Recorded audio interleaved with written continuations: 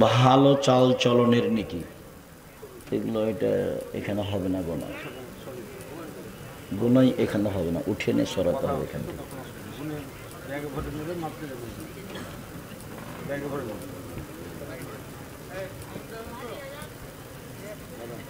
এই ছেলে, এখানে দাঁড়িয়ে আছো কেন? শরম পাও না? ওভাবে দাঁড়িয়ে আছো কেন? বসো, ওই যে পিছনে জায়গা আছে, গিয়ে বসো। সম্মানিত দিনী ভাই বোন, বিরক্ত হওয়ার কিছু নেই। আর আমার দিনী বোনেরা যারা আছেন, অনেকক্ষণ যাবত হইচই করলেন, কেউ গেছেন কেউ আছেন, ভদ্রতা বজায় রাখেন। আপনার স্বামী আপনার সাথে কিভাবে আচরণ করবে আর আপনি আপনার স্বামীর সাথে কি আচরণ করবেন তা নিয়ে আমাদের কথা আছে। এই ছেলে, যে ছেলেটা হাঁটছে আপনার পাশ দিয়ে যাচ্ছে, আপনি খেয়াল করছেন না কেন? আর আপনারা যারা দাঁড়িয়ে আছেন, কেন এটা জায়গা নাই না কি সেটা আমি বলতে পারবো না। যদি জায়গা থাকে তাহলে দাঁড়িয়ে থাকাটা আমি পছন্দ করি না। আপনি এক সময় কষ্ট পাবেন, এটা আমি চাইনি। আমি চাচ্ছি আপনি ভদ্রতা বজায় রেখে যেখানে জায়গা আছে একটু বসে আলোচনা শোনেন। আমি আপনার জন্য এসেছি, যদিও আমি আপনার বাড়ির মানুষ, গ্রামের মানুষ, তারপরেও আমি চাচ্ছি যেহেতু আমি আপনার জন্য এসেছি, কাজে আপনি বসে কথা শুনবেন, এটা আমি চাই। আমাদের পক্ষ থেকে জোরালোভাবে বলা থাকছে যে আপনারা আপনার সাথে আমাদের অনেক কথা আছে, আশা যে আপনি ভদ্রতা বজায় রেখে বসে আলোচনা শুনবেন।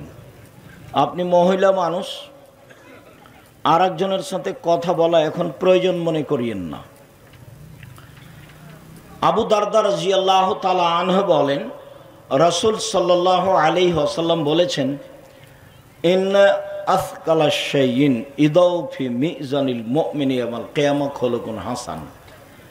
বিচারের মাঠে মোমেন পুরুষ নারীর নেকির পাল্লায় সবচেয়ে যেটা ভারী নেকি রাখা হবে সেটা হলো ভালো চাল চলনের নেকি।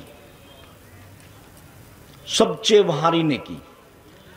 হজের নেকি যত ভারী, ভালো চাল চলনের নেকি তার চেয়ে হাজারো গুণ বেশি ভারী। দান খায়রাতের নেকি যত ভারী, ভালো চাল চলনের নেকি তার চেয়ে হাজারো গুণ বেশি ভারী। তাসবিহ তাহলিল জিকির আজকারের নেকি যত ভারী, ভালো চাল চলনের নেকি তার চেয়ে হাজারো গুণ বেশি ভারী। আল্লাহ রসুল বলছেন, ইন্না আফকালা শাইইন, সবচেয়ে ভারী। ওটা তো সবাই বুঝবেন না, যারা আলেম ওলামা ইসিম তাফজিল তারাই বুঝবেন অধিক। সবচেয়ে ভারী নেকির পাল্লায় যেসব নেকি উঠবে তার সবচেয়ে ভারী নেকি হলো ভালো চাল চলনের নেকি।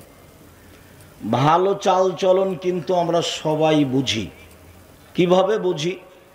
লোকে বলে ছেলেটা খুব ভালো, স্বভাব খুব ভালো। ঠিকই বলছো, একদিন আমাদের এলাকাতে এসেছিল তো কথা বলছিল, খুব ভালো লাগছিল, খুব ভদ্র ছেলে। এই যে কার কথা বলছো? তো আহমাদের কথা বল। ছাড়ো তো, দোমখার কথা, দুনিয়ার বদের গোড়া। এই যে ওর যে খারাপ চালচলন সবাই বুঝে। তাহলে আমরা ভালো চাল চলনও বুঝি, খারাপ চাল চলনও বুঝি। ভালো কথা ও ভালো কর্মের নাম ভালো চাল চলন। ভালো কথা ও ভালো কর্মের নাম ভালো চাল চলন। ভালো কথা ও ভালো কর্মের নাম ভালো চাল চলন। একটা বাস্তব বলি, যে সুলতানগঞ্জে একটা অটো দাঁড়িয়ে আছে এখানে রাস্তায়, তো আপনি উঠেছেন, একজন আগে থেকে বসে আছে, তো আপনি উঠতেই না বসতেই ছেলেটা টান দিয়েছে, তো আপনি যে লোকটা আগে বসেছিল তার মুখের উপরে গিয়ে পড়ে গেছে। তখন ও বলছে, আচ্ছা বসেন বসেন, কোনো সমস্যা নেই, বসেন বসেন।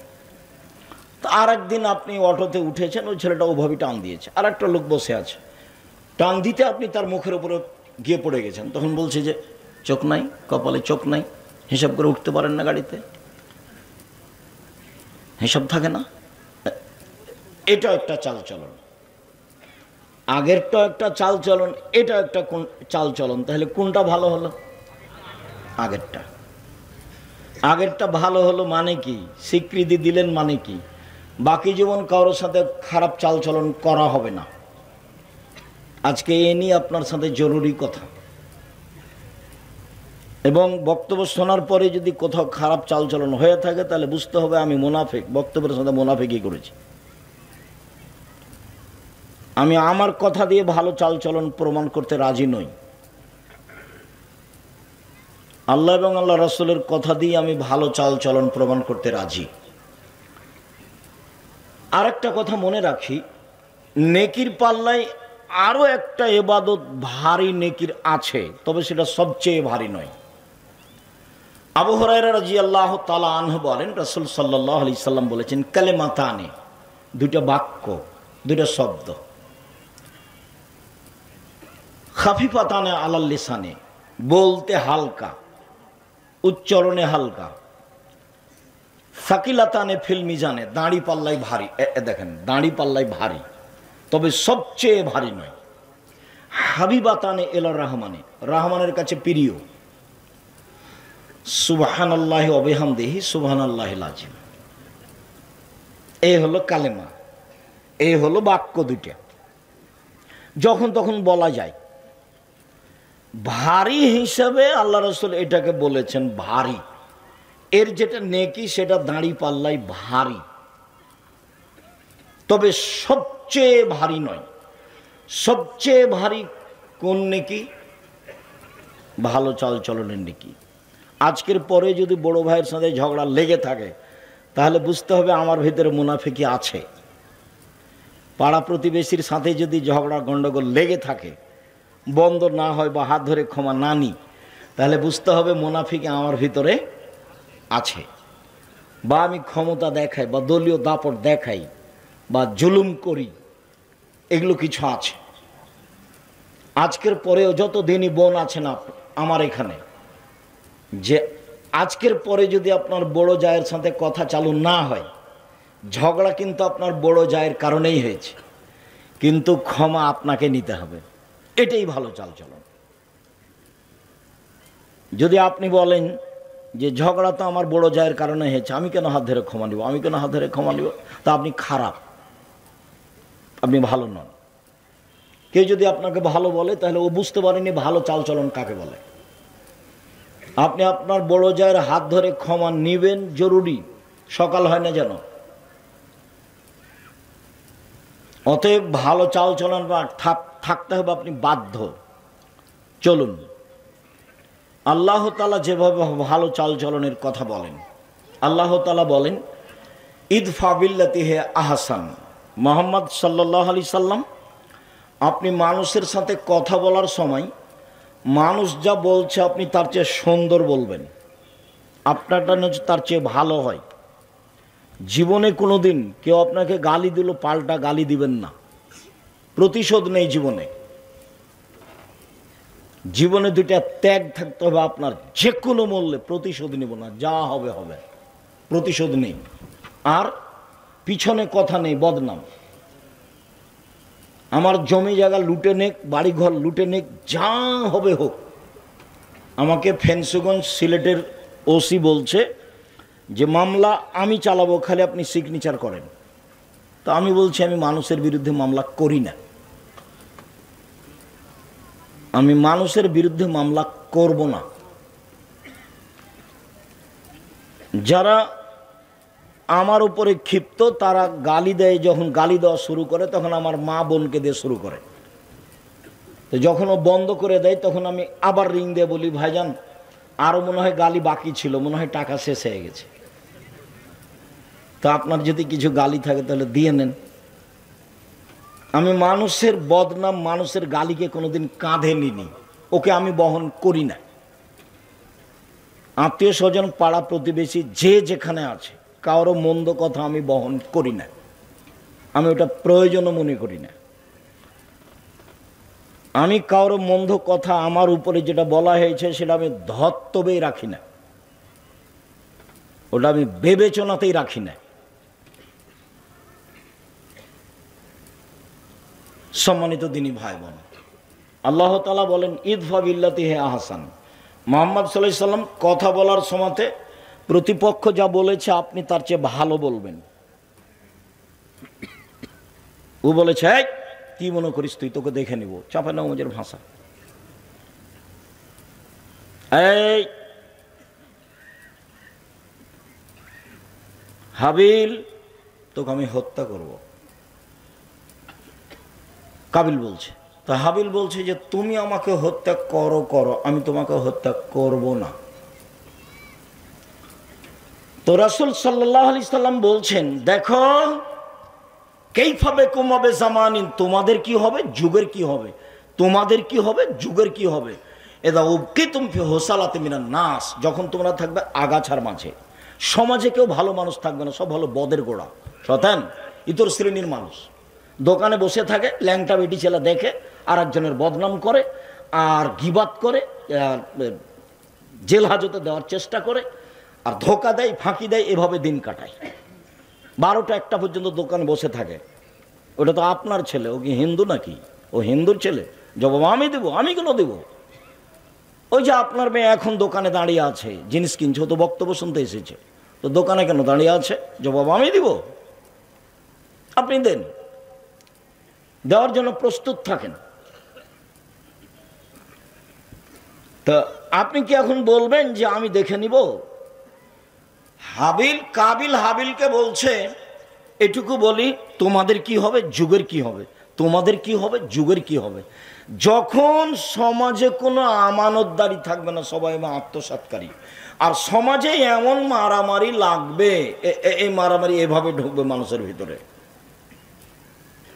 একটা আর একটার মধ্যে যেমন ঢুকে গেল, কেউ কাউকে মানবে না, তখন তোমাদের কি হবে, যুগের কি হবে। তো সাহাবীগণ বলছেন বলেন, তাহলে আপনি বলেন কি করব, ফামাতা আমরুনি, আপনি বলেন কি করতে হবে। তখন আল্লাহ রাসূল বলছেন যে আলজেম বাইতাক, বাড়িতে থাকিও, বাস বাড়িতে থেকে যাবা। 2 ওয়ালজেম লিসানাক, মুখখান বন্ধ রেখো, মুখ বন্ধ রেখো। মুখ কিন্তু বেশি বিপদের জিনিস। রাসূল সাল্লাল্লাহু আলাইহি ওয়াসাল্লাম একদিন বলছেন সঙ্গী সাথী বলতে পারো হাল তাদরুনা মাইকুব নাসাল নারা, মানুষকে পিছন দিকে ধাক্কা মেরে জাহান্নামে নিক্ষেপ করে কি, তা কি বলতে পারো? সঙ্গী সাথী বলতে পারো মানুষকে পিছন দিক থেকে ধাক্কা মেরে জাহান্নামে নিক্ষেপ করে কি, তা কি বলতে পারো সঙ্গী সাথী? সেটা কি? তো আল্লাহ রাসূল বলতে বলতে ফাঁকা জালে সানো, জিভাটা ধরে নিচ্ছে। এই জিভা মানুষকে পিছন দিক থেকে কি করে, ধাক্কা মেরে জাহান্নামে নিক্ষেপ করে। একদিন আল্লাহ রাসূল বলছেন হাল তাদরুনা, সঙ্গী সাথী বলতে পারো মায়ের মায়ের গুলো নাসান নারা, মানুষকে বেশি বেশি জাহান্নামে নিক্ষেপ করে কি, তা কি বলতে পারো সঙ্গী সাথী? তোমরা কি বলতে পারো মানুষকে বেশি বেশি জাহান্নামে নিক্ষেপ করে কি? তারপর বলছেন আল ফারজ আল ফাম, জেনা আর মুখ, জেনা আর মুখ, এইটা মানুষকে বেশি বেশি জাহান্নামে নিক্ষেপ করে। রাসূল সাল্লাল্লাহু আলাইহি ওয়াসাল্লাম একদা বলছেন পৃথিবীর মানুষ শুনে রেখো, মাইয়াজমান লি মা বাইনা লাইহি ওয়া মা বাইনা রিজলাই হাজমাল্লাহুল জান্নাহ, তোমরা যদি 2টা জিনিসের জিম্মেদারি নিতে পারো, কিভাবে জান্নাতে নিয়ে যেতে হবে সেটা আমি দেখবো, আমি জিম্মেদারি নিলাম, তোমাকে আমি জান্নাতে নিয়ে যাবো, সেটা আমার ব্যাপার, কিভাবে নিয়ে যাব। তুমি 2টা জিনিসের জিম্মেদারি নাও, বাকিটুকু আমি দেখব। 1 জিহ্বা, 2 লজ্জা স্থান জেনা, জেনা করো না, বাকিটুকু আমি দেখব। মুখে কারো বদনাম গিবাত করো না, জুয়াচুরি, ধোকাবাজি, রাহাজানি, জুলুম, লুটতরাজ, অন্যায়, অবিচার, অপমান, জেল হাজত, এগুলা করো না। কিভাবে জান্নাতে নিয়ে যেতে হবে সেটা আমি দেখব। 2টা তোমার, একটা আমার, আমার আর আপনার 2টা কি কি? মুখ ব্যবহার করো না, 1, 2 জেনায় লিপ্ত হয় না। 2টা তোমার, একটা আমার, মুহাম্মদ সাল্লাল্লাহু আলাইহি ওয়াসাল্লাম বলছে। সেটা কি? জান্নাতে নিয়ে যাব। বোঝা যায় না কথা? তারপরে মুখ আছে, মুখ। সঙ্গী সাথে তোমাদের কি হবে, যুগের কি হবে, আপনি বলেন কি করতে হবে। তো আলজাম লেসানাক, মুখখান বন্ধ রেখো, জান্নাত পেয়ে যাবা। তখন সাহাবীগণ বলছেন যে আচ্ছা বাড়িতে থাকবো, মুখ বন্ধ রাখবো। বাড়িতে বসে আছি তবুও যদি দলীয় লোক এসে মারে তাহলে কি হবে? বলছে বাড়ি ভেঙে দে, তাই বলছে। দলীয় লোক কি বলছে? বাড়ি ভেঙে দে। বাড়িতে কেউ নাই রে, তো আগুন জ্বালিয়ে দে। সবাই নাকি মানুষ, সবাই নাকি মানুষ। আমি বলিনি, আমি বলেছি এরা পশু প্রাণী, এরা গরু ছাগল, এরা ইতর শ্রেণীর মানুষ, নিম্ন শ্রেণীর মানুষ, বদ মানুষ, সমাজের সবচেয়ে নিকৃষ্ট খারাপ মানুষ। বালুম আজাল, বরং এরা কুকুর শ্রীগেলের চেয়েও খারাপ। আমি আব্দুর রাজ্জাক বিন ইউসুফ আপনাকে যদি কুকুর শ্রীগেলের চেয়ে খারাপ প্রমাণ না করতে পারি, আমি বক্তব্য দিব না। 90 সাল থেকে বলে আসছি। আমি তো আপনাকে পরামর্শ দিচ্ছি, আপনি এখানে কেন এসেছেন? হালাল রুজি উপার্জন করবেন, 5 ওয়াক্ত সালাত আদায় করবেন, কোরআন তেলাওয়াত করবেন, আড্ডা পিটা হারাম, জান্নাত হবে ইনশাআল্লাহ। আড্ডা পিটা দুই ধরনের, একটা দোকানে বসে আড্ডা পিটা ঘন্টার ঘন্টা, আর একটা হলো মোবাইলে ল্যাংটা মেয়ে দেখে ঘন্টার ঘন্টা সামান কাটা, এটা হলো আড্ডা পিটা। এই দুটা হলো আড্ডা পিটা। তো এই 4টা জিনিস যেভাবে ঠিকভাবে পালন করবে তার জান্নাত হবে ইনশাআল্লাহ। তা আপনি এখানে জুলুম করতে এসছেন কেন? মুখ। আল্লাহ নবী বাড়িতে যদি এসে আমাকে মারে তাহলে কি করব? তখন আল্লাহ রসুল বলছেন, শোনো শোনো, তাহলে আদমের 2 ছেলের ভালোটার মতো হয়েও, তাহলে আদমের 2 ছেলের ভালোটার মতো হয়েও। বোঝা যায় না মনে হয়? আদমের 2 ছেলে, একটা নাম হলো কাবিল আর একটা নাম হলো হাবিল। তো কাবিল কি বলছে হাবিলকে? যে তোকে আমি মারবো। কেন মারবে সে কথা পরে, ওদিক থাক, তোকে আমি মারবো। তখন হাবিল কি বলছে? ও কি বলছে যে তোকে মারবো? ও বলছে যে তুমি মারো মারো, আমি তোমাকে মারবো না। এভাবেই বলছে, তুমি মারো মারো, আমি তোমাকে মারবো না। তা আল্লাহ রাসূল বললেন না আদমের 2 ছেলের ভালোটার মতো হবা। তোমাকে যখন বাড়িতে এসে প্রতিপক্ষ দল মেরে যাবে, তখন তুমি বলিও যে তুমি মারো মারো, আমি মারবো না। যা হবে হবে। 10 দিন বাঁচতে এসে মানুষের ক্ষতি করে বাঁচতে রাজি নই। মাস্ক পরে যেমন ভাগ্য বাড়াতে রাজি নই। তো ঢাকায় লোকটাকে দেখতে গেছি, জামিয়া সালাফিকে ভালোবাসে সেই জন্য। তো ওর 2টা ছেলে মেয়ে ওখানে আছে। তা আমাকে বলছে আপনি ভিতরে আসছেন না। হুজুর আপনি ভিতরে আসছেন না, হুজুর আপনি ভিতরে আসছেন। এই তোমার বাপের গায়ে হাত দিয়ে দোয়া পড়ে যাব। যদি আমার করোনা হয় তাহলে আমি বলবো না তোমার বাপের কারণে হয়েছে। কেন? আমি হাদিসকে বিশ্বাস করি। আল্লাহ রসুল বলছেন যেদিন মানুষের সৃষ্টি হয়েছে পৃথিবী সৃষ্টির 50,000 বছর পূর্বে, সেদিন 4টা জিনিস লেখা হয়েছে, হায়াতাহা ও মাউতাহা ও রিস্কাহা ও মাসায়েবাহা। সেদিন লিখে দেওয়া হয়েছে তার জীবন, তার মরণ, তার রুজি, তার রোগ ব্যাধি। তো সেদিন যদি আমার নামে করোনা লেখা হয়ে থাকে, তাহলে পৃথিবীর কোনো পথ আমাকে রক্ষা করতে পারবে না। রক্ষা করার একটা পথ আছে, সেটা হলো কান্নাকাটি করে দোয়া। খুব কান্নাকাটি করে মানুষ যদি দোয়া করে, তাহলে আল্লাহ ওটা কেটে নতুনভাবে লিখে দেবে। কোনো কৌশল চলবে না। সম্মানিত দিনী ভাই বোন, মহান আল্লাহ বলেন, ওয়াজাদিলহুম বিল্লাতি হিয়া আহসান। মুহাম্মদ সাল্লাল্লাহু আলাইহি সাল্লাম মানুষের সাথে কথা বলার সময় যদি মুখামুখি কথা হয়, যদি তর্কের মতো কথা হয়, তাহলে প্রতিপক্ষ যেটা বলে আপনি তার চেয়ে ভালোটা বলবেন। যখন মুখামুখি কথা, আমাদের ভাষায় মানে মুখামুখি তর্ক বিতর্ক ঝগড়া। তো ও যা বলেছে আপনি তার চেয়ে ভালোটা বলবেন।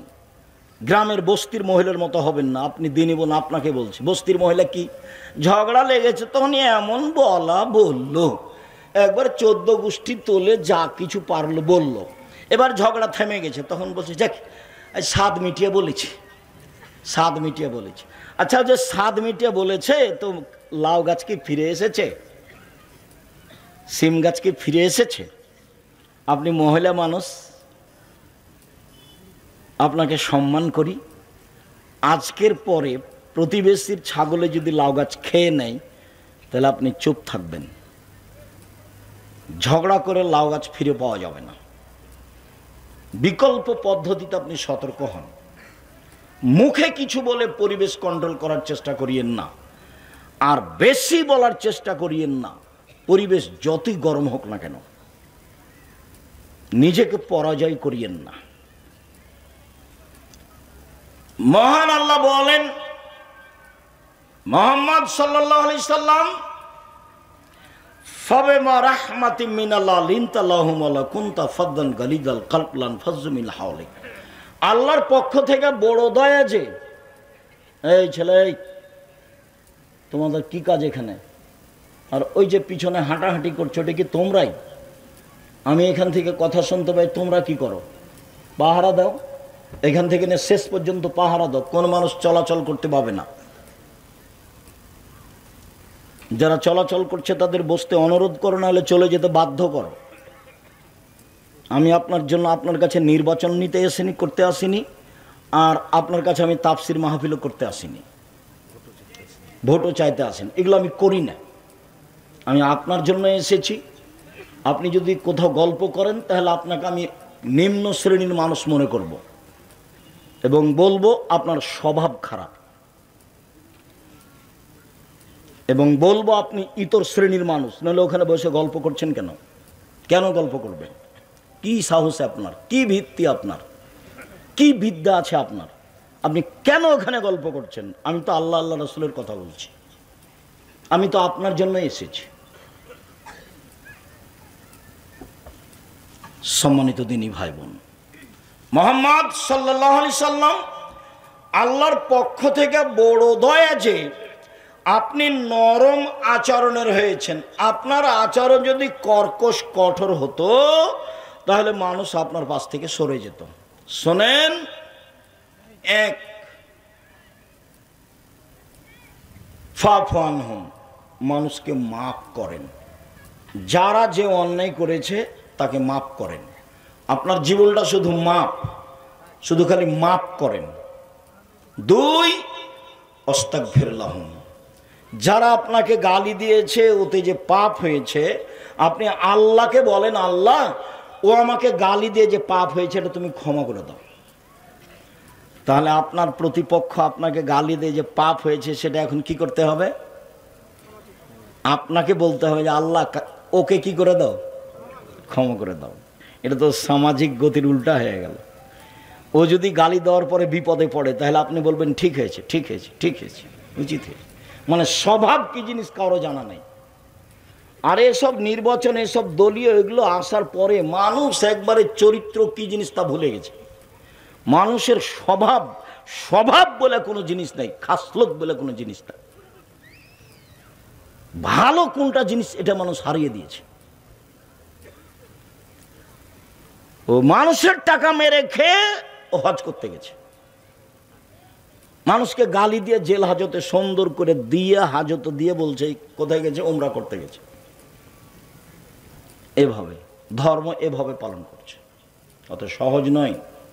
সম্মানিত দিনী ভাই বোন, আজকে এখান থেকে উঠতে হবে মাটির মানুষ, মাটির মানুষ হয়ে।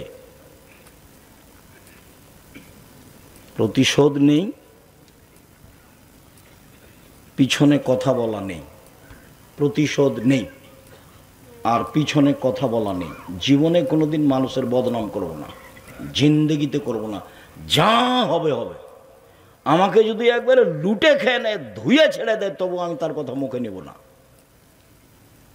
যে কোনো মূল্যে আসতেই হবে এ পথে। পৃথিবীর মানুষ, তোমরা দুইটা জিনিসের জিম্মেদারি নাও। জান্নাতে কিভাবে নিয়ে যেতে হবে সেটা আমি দেখব। এক, মুখ, মুখ ব্যবহার করো না, কারো বদনাম করো না, কারো গীবত করো না, কাউকে অপমান করো না, কারো ক্ষতি করো না। দুই, জেনা করো না। বাকিটুকু আমি দেখব। হাদিস তো বুখারী মুসলিম। বাকিটুকু জান্নাতে কিভাবে নিয়ে যেতে হয় সেটা আমি দেখব। মুহাম্মদ সাল্লাল্লাহু আলাইহি সাল্লাম মানুষকে মাফ করুন। দুই, মানুষ যে আপনাকে গালি দিয়ে পাপ করেছে এর জন্য আপনি আল্লাহকে বলেন, আল্লাহ ওকে ক্ষমা করে দাও। এটা আমাকে আপনাকে করতে হবে, ওরই জন্য ক্ষমা চাইতে হবে। মহান আল্লাহ বলেন, আল্লাযীনা ইনফিকুনা ফিস সাররাই ওয়াজ যাররাই ওয়াল কাযিমিনাল গায়জ ওয়াল আফিনা আনিন নাস। জান্নাতে যাওয়ার তিনটা পথ। এক, সচ্ছল অসচ্ছল উভয় অবস্থায় দান করতে হবে। সুলতানগঞ্জের এটা কওমি মাদ্রাসা। ভারত, বাংলাদেশ, পাকিস্তানে কোরআন হাদিস টিকিয়ে রাখার একটাই মাধ্যম হচ্ছে কওমি মাদ্রাসা। আমরা কওমি মাদ্রাসাতেই পড়েছি, কওমি মাদ্রাসায় শিক্ষকতা করি, আমাদের জীবন কওমি মাদ্রাসার উপরেই আছে। বিদ্যে, ইসলাম, ধর্ম, কোরআন হাদিস টিকিয়ে রাখার এটাই মাধ্যম। আপনারা এত লোক আছেন এলাকায়, টাকা পয়সা ইনকাম করেন, আর আপনাদের কওমি মাদ্রাসার 7 মাসের বেতন বাকি থাকে, এটা কেমন হয়ে গেল কথা না? জামিয়া সালাফেই মাসে 40 লক্ষ টাকা বেতন লাগে। জামিয়া সালাফে কোনো বিত্তশালী দিয়ে চলে না। জামিয়া সালাফে কোনো সংস্থা দিয়ে চলে না। জামিয়া সালাফে কোনো বৈদেশিক টাকা দিয়ে চলে না। জামিয়া সালাফের অধীনে কোনো কোম্পানি নেই। জামিয়া সালাফি চলে কচুর পাতার পানি, যেমন কচুর পাতার পানি বাতাস আসলে এ পড়লো এ পড়লো এ পড়লো, এরকম। আপনি কিছু দেন, আমি কিছু দিই, 2000-5000 দিয়ে, এভাবে জামিয়া সালাফিয়া চলে। প্রত্যেক দিন বিকালে 40,000 থেকে 50,000 থেকে লাখের মতো বিল আছে প্রত্যেক দিন। তো আপনারটা এরকম অসহায় থাকবে কেন? ইবাদতের জগতে সবচেয়ে শক্তিশালী ইবাদত হলো দান। দানই একটা ইবাদত যেটা একটা থেকে আরেকটা ঘটাতে পারে। হজ পারে না, রমজান মাসের সিয়াম পারে না, রোজা পারে না। দানই একটা জিনিস যেটা একটা থেকে আরেকটা ঘটাতে পারে। কি ঘটাতে পারে? আপনি আপনার বাপ মায়ের নামে দান করলেন, কবরের শাস্তি বন্ধ হয়ে যাবে। এটা আমি বলিনি, এ কথা মুহাম্মদ সাল্লাল্লাহু আলাইহি ওয়াসাল্লাম বলেছেন। কি হতে পারে? আপনার উপরে আল্লাহ খুব ক্ষিপ্ত, আপনাকে জাহান্নামে দিয়ে দিবেন। দান করলেন, তখন আল্লাহ ওটা মিটে গেছে, রাগ মিটে গেছে, আর কথা নেই। কি হতে পারে? দান করলে পানি দিয়ে যেমন আগুন নিভিয়ে যায়, দান দিয়ে তেমন পাপ মিটে যায়। একজন সাহাবে এসে বলছেন, আল্লাহ নবী, আমার মা হঠাৎ মারা গেছে, কথা বলতে পারলে দান করতেন, আমি দান করলে আমার মায়ের নেকি হবে কি? কারণ নাম, হ্যাঁ হবে। হাদিস বুখারী মুসলিম। একজন এসে বলছে, আল্লাহ নবী, আমার আব্বা মারা গেছেন, জমি জায়গা ছেড়ে গেছেন, কোনো ওসিয়ত করে যাননি, আমি যদি আমার বাপের নামে দান করি তাহলে আমার বাপের পাপ মিটে যাবে কি? আল্লাহ নাম, আল্লাহ রসুল বলেন হ্যাঁ। তখন তিনি বলেননি ছোট পাপ বড় পাপ, তিনি বলেছেন মিটে যাবে। তা বাপের বাড়িতে থাকছেন, খাচ্ছেন, বাপের জন্য কি করলেন, মায়ের জন্য কি করলেন? বেঁচে ছিল তখন তো মন ভরে গালি দিয়েছে, মন খারাপ খুব, মা সবচেয়ে খারাপ মানুষ, অনেক কিছু করেছেন, একটু পরে আসছে। সম্মানিত দিনী ভাই বোন, সচ্ছল অসচ্ছল অবস্থায় দান করলে জান্নাত হবে। 1, 2, আল কাজ মিনাল গায়জ, রাগ দিয়ে কোনো কাজ নিতে হবে না। আমি আমার চোখে দেখা, যেহেতু আমি দিয়াড়ের মানুষ, কাজে আমি দেখেছি এই লোকগুলো স্ত্রীর ওপরে একটুকু শুকরিয়া আদায় করে না, কৃতজ্ঞতা প্রকাশ করে না। আরে ভোর রাতে উঠে জাঁতাতে আটা পিসেছে, ঢেঁকিতে ধান ভেঙেছে, তারপরে এসে গরুগুলো বাহির করেছে, দিয়ে রুটি তৈরি করেছে, রুটি তৈরি করে মাঠে দিয়ে পাঠিয়েছে, তারপরে গোহিল পরিষ্কার করেছে, তারপরে নুন্দা তৈরি করেছে, তারপরে লোকটা এসে দেখছে যে লাইনতে পানি দেয়নি, তখন বলছে তুই মুখের বাচ্চা, অমুক লাইনতে পানি দিস নি কেন? তো যে ভোর রাত থেকে এতক্ষণ করলো, ওই একটুকু দাম দেয় না, মানে এইটুকু কাজের সরিষা সম পরিমাণ তার কাছে দাম নেই। এটা আমার 2 চোখ দিন রাত দেখছে। কই আপনি তো বলতে পারলেন একবার জাযাকাল্লাহ খায়ের, তুমি অনেক কাজ করেছো, ভোর রাত্রে উঠে পিষেছো, এগুলো রেডি করেছো, আটা সেনেছো, রুটি বানিয়েছো, তারপর বাড়িতে আগুন ছিল না, পাশের বাড়ি থেকে আগুন নিয়ে এসেছে, সব আপনার চোখের উপরে আছে। এরপরে আপনি একটু শুকরিয়া আদায় করতে পারলেন না, জাযাকাল্লাহ খায়ের বলতে পারলেন না? আর সারা জীবন এখন থেকে যদি মরা পর্যন্ত থ্যাংক ইউ বলেন তো এক নেকিও হবে না। এখন থেকে যত মানুষের উপকার করছে সবাইকে কি বলবেন? Thank you. কিয়ামত পর্যন্ত বললে এক নেকিও হবে না। কি বলতে হবে? জাযাকাল্লাহ খায়ের। তা আপনি যে 1 গ্লাস পানি দিলেন, তো আমি বললাম জাযাকাল্লাহ খায়ের, তো 1 গ্লাস পানির প্রতিদান দিতে আমি কাকে বললাম? আল্লাহকে বললাম। আরে আমি যদি উত্তর দিতাম আপনার 1 গ্লাস পানির, তাহলে আমি বলতাম 5 টাকা নাও, তুমি কাজটা করে দিলে, এটা নিয়েই করতাম। কিন্তু আমি প্রতিদান দেওয়ার জন্য কাকে বললাম? আল্লাহকে। এবার এমন একজনকে বলেছি আপনি আমেরিকায় বিপদে পড়েছেন, লন্ডনে, তখন আমার এই কথাটা আল্লাহর কাছে আছে, ও এতে একদিন পানি দিয়েছিল 1 গ্লাস, তো উনি তো বলেছিলেন জাযাকাল্লাহ খায়ের, আচ্ছা ঠিক আছে আমি দেখছি। ও তো সর্বশক্তিমান, কোনো ব্যাপারই নয়।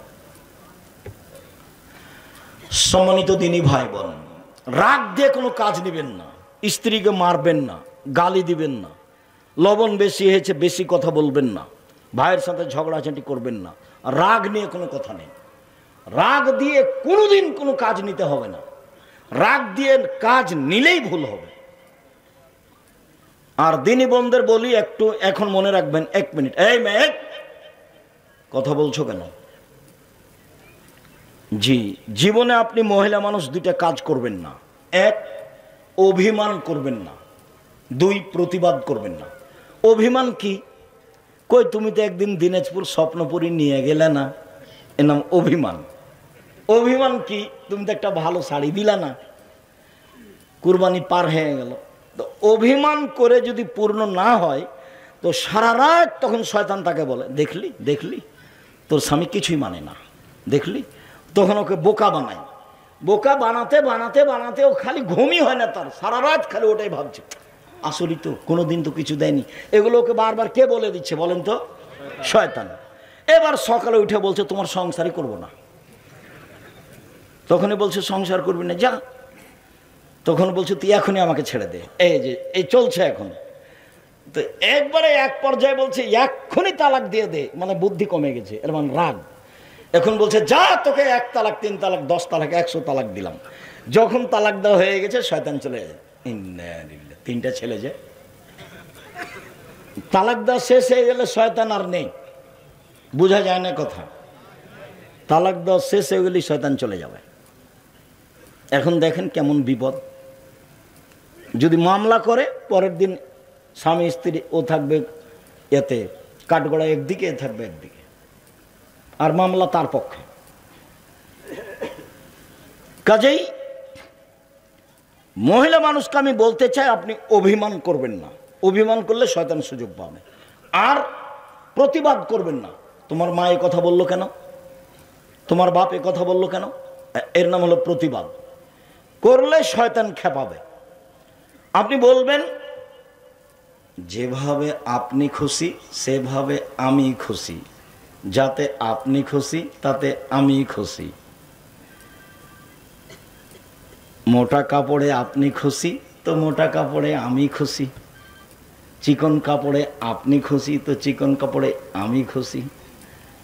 আমি আপনার পায়ের নিচে জীবন বিলিয়ে দিতে চাই, আমি নিজে থেকে কিছু বলতে চাই না। তখন শয়তান কোনো কাজ পাবে না, চুপটি লেগে চলে যাবে, এখানে কোনো কাজ নেই। এই জন্য আপনি সংসারে কোনোদিন অভিমান করবেন না আর প্রতিবাদ করবেন না। অভিমান আর প্রতিবাদ করলে সংসারে আপনাকে শয়তান একবারে খেপে তোলে, বোকা বানিয়ে তালাক পর্যন্ত পৌঁছে একটা ঝগড়া লাগিয়ে একটা করে দিয়ে চলে যাবে। সম্মানিত দিনী বোন, 2, রাগ নিয়ে কোনো কথা নেই।